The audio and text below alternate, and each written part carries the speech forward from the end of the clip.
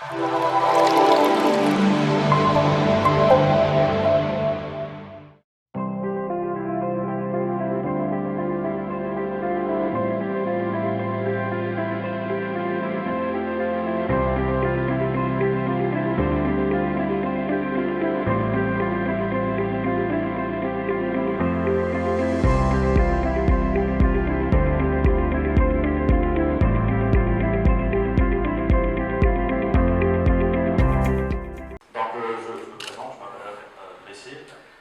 suis ingénieur informatique en génie logiciel, spécialisé en réalité virtuelle.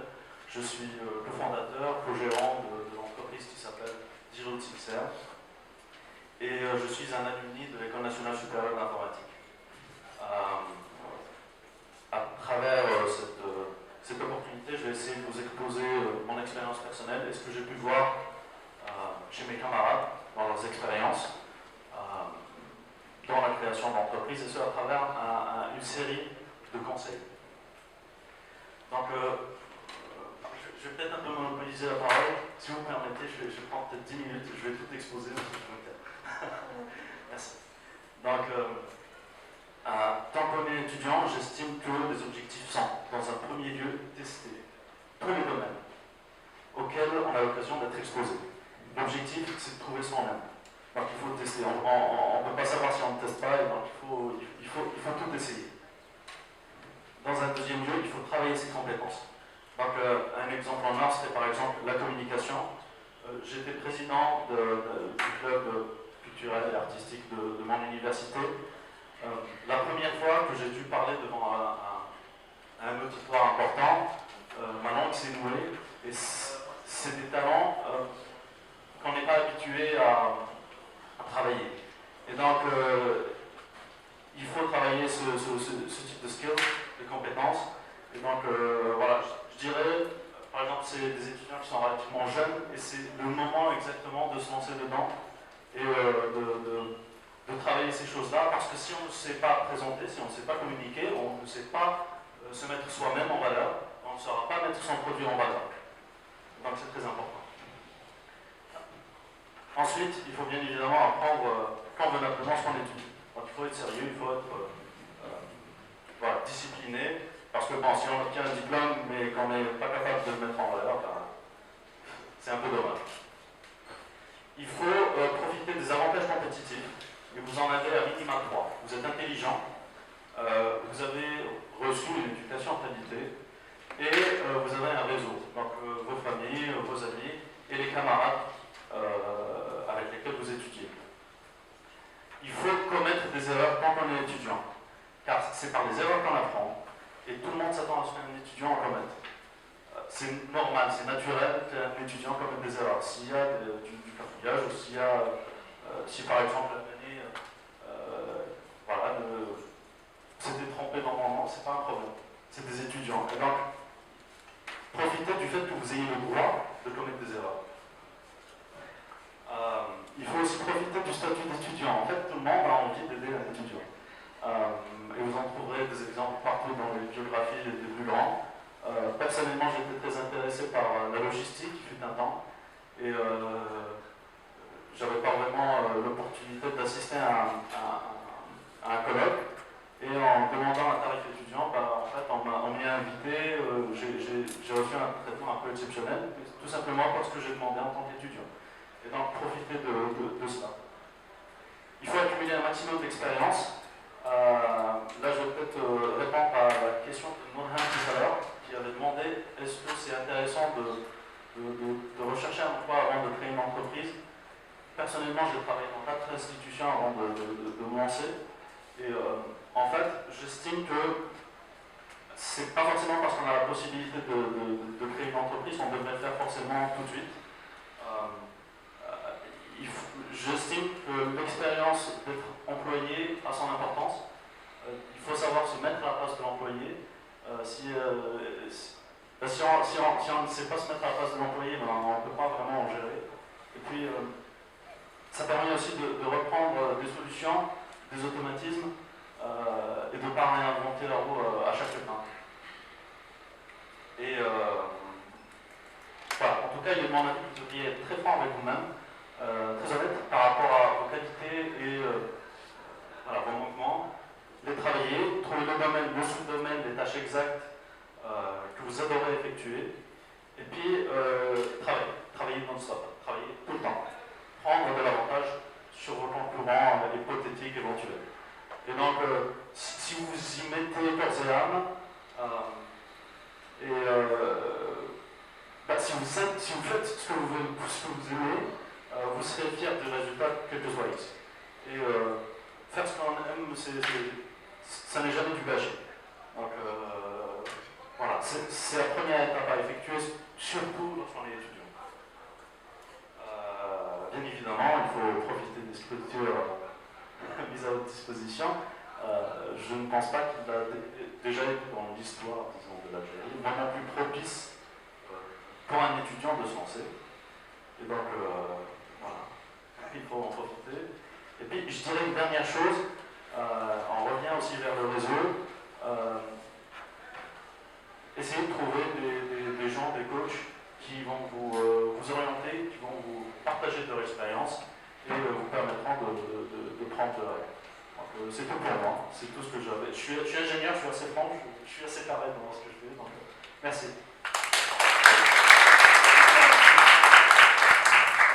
Donc, madame la ministre, qu'est-ce qui vous motive le plus dans votre projet? Je vous remercie déjà pour l'invitation. Je suis très honorée. Je vous remercie, monsieur Abdel, monsieur le ministre. J'ai déjà partagé mon expérience et raconté mon histoire, que je vais résumer très très rapidement dans le sens où moi, ce qui me passionne, donc j'ai une start-up qui est spécialisée dans le loisir et divertissement des enfants. Donc c'est ce qui me passionne. C'est la passion qui me guide tous les matins. Mon confrère l'a si bien dit, faites ce que vous aimez. Et si j'ai quelque chose à partager avec vous aujourd'hui, c'est que vous avez beaucoup plus d'avantages que moi de réussir via votre start-up. Vous avez l'expérience de la jeunesse peut-être, je dirais, l'âge, ce qui est très important parce que vous avez le temps, justement. Souvent, je me fais approcher par des étudiants qui me demandent comment je fais, par où je vais commencer, comment je vais devenir comme vous.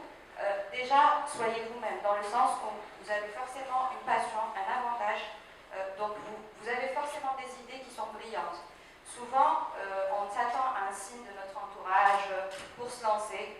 Moi-même, j'ai eu l'expérience de 14 ans d'expérience dans le marketing, dans des multinationales, en Algérie, à l'étranger. Et je peux vous dire que j'ai découvert le secteur des startups il y a seulement 3 ans, donc au niveau d'un concours de start-up. Donc je suis sortie un petit peu de ma zone de confort. J'ai vu une annonce, je me cherchais un peu professionnellement, je ne savais pas quoi faire. J'avais des patrons qui me disaient « Leïla, tu es faite pour entreprendre ». Je ne comprenais pas trop à ce moment-là parce que j'étais quand même directrice marketing dans de grandes entreprises. Donc ça remettait un peu en question mes compétences. Et puis le déclic est venu d'un simple concours où j'avais vu une annonce « Vous êtes une femme, vous avez une idée, venez passer un concours ». C'était un peu bizarre pour moi d'aller, après tant d'années d'expérience, et de me retrouver avec une jeunesse qui avait minimum 12 ans de différents stages, je dis bien minimum. Heureusement que je ne parlais pas, donc j'ai pu me fondre dans la masse avec ces étudiants. Et puis j'ai tellement appris de choses, je me suis dit franchement Leïla, tu es dans une zone très confortable.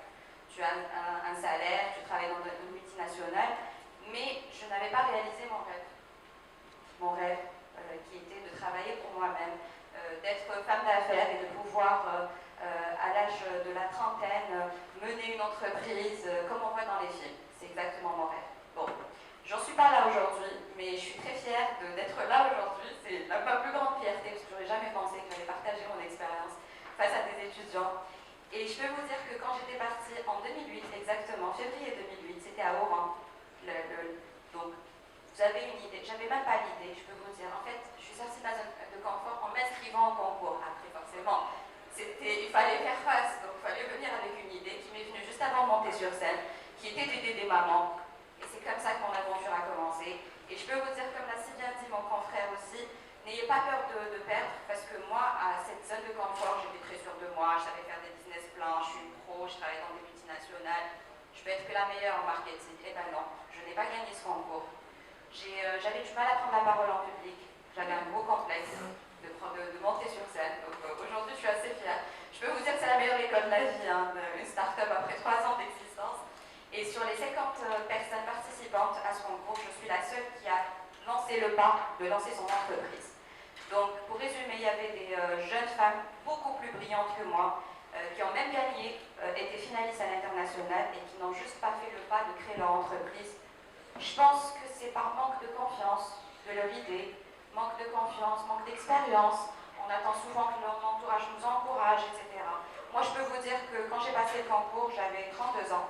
Donc, à ce moment-là, c'était un peu compliqué pour moi de pouvoir expliquer à mes parents, mon entourage, etc., que j'allais arrêter ma vie de directrice marketing et que j'allais me lancer pour aider les enfants en Algérie.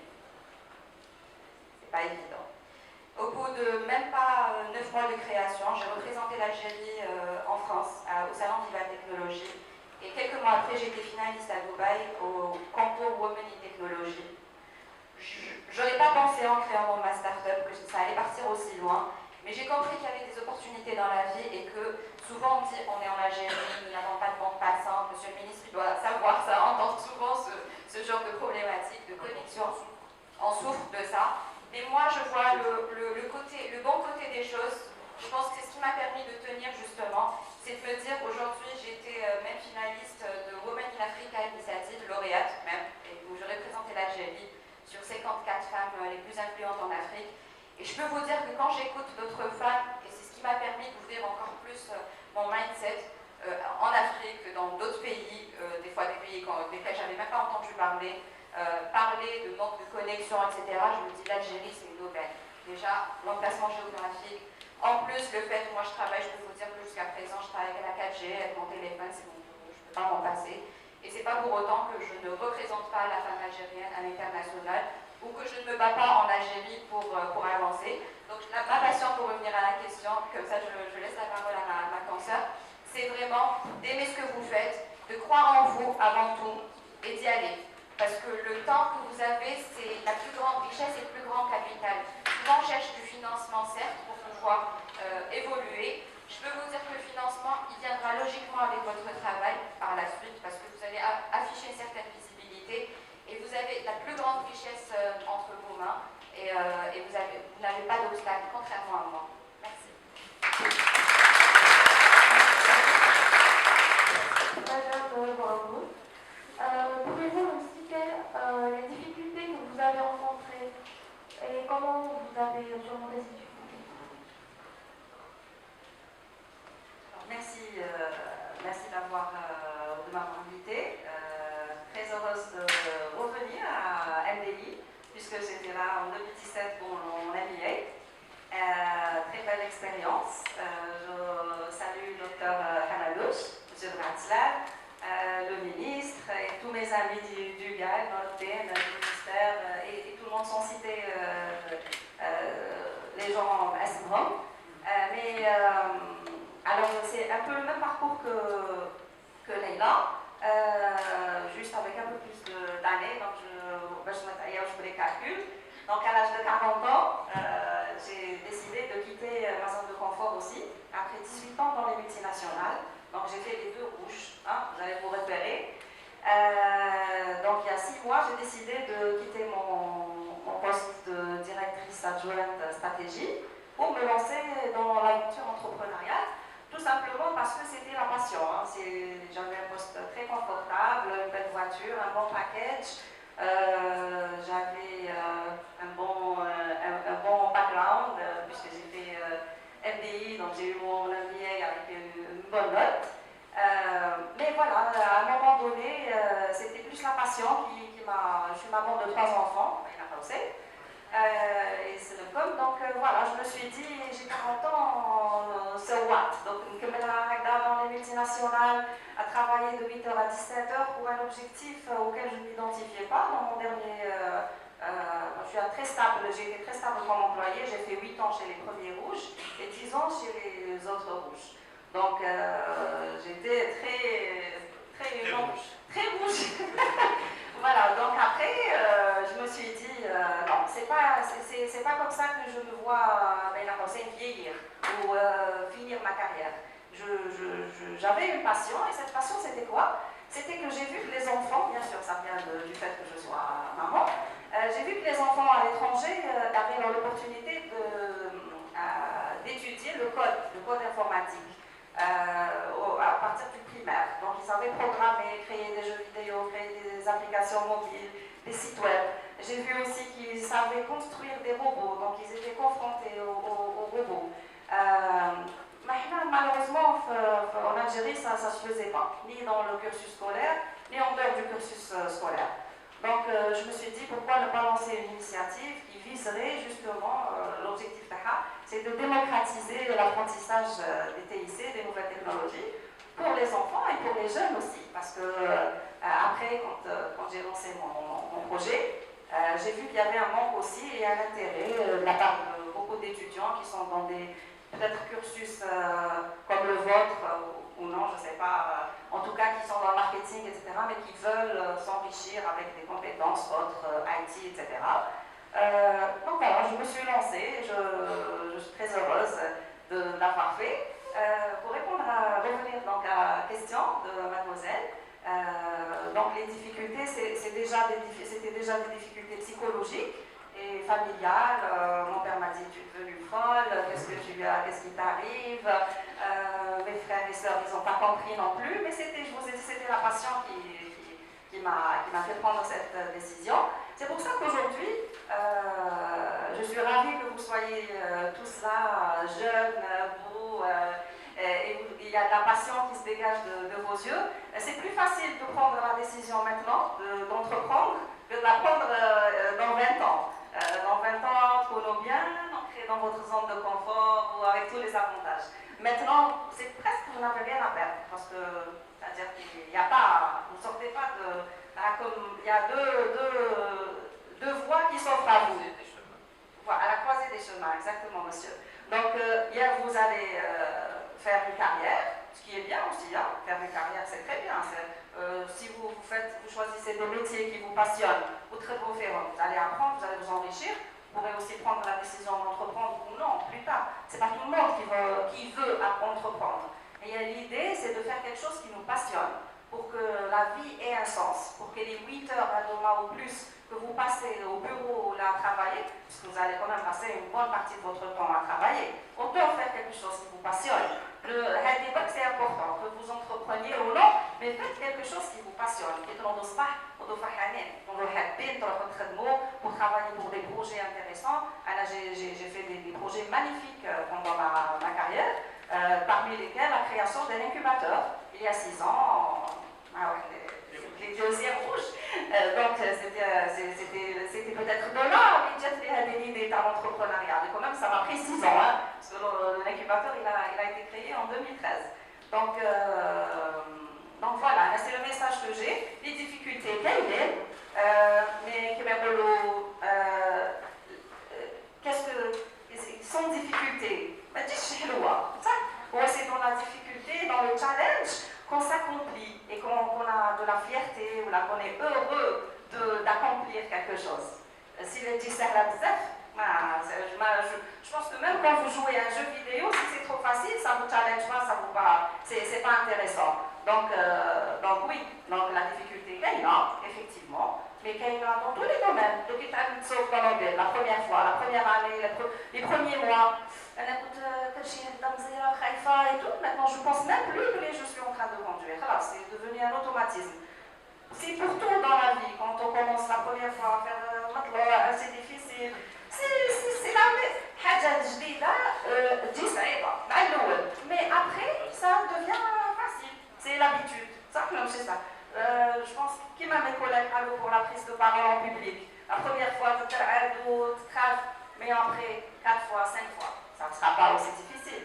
Donc voilà, la difficulté, elle est là. Elle n'a pas trop la difficulté parce que ça me challenge, ça me donne un défi. Ou les difficultés, il ne faut pas choisir un projet qui vous passionne, mais je vais avec la difficulté. Parce que si le projet ne vous passionne pas, vous n'allez pas pouvoir continuer, vous allez abandonner. Par contre, si vous, par exemple, qui est le deuxième rouge, il y a plusieurs autres boîtes qui m'ont contacté. ça me déviait de ma passion, donc ça ne m'intéressait pas. Bien que ça aurait été plus facile pour moi de revenir dans ma zone de confort. Voilà, donc c'était un peu juste l'expérience que je voulais partager avec vous. Et voilà.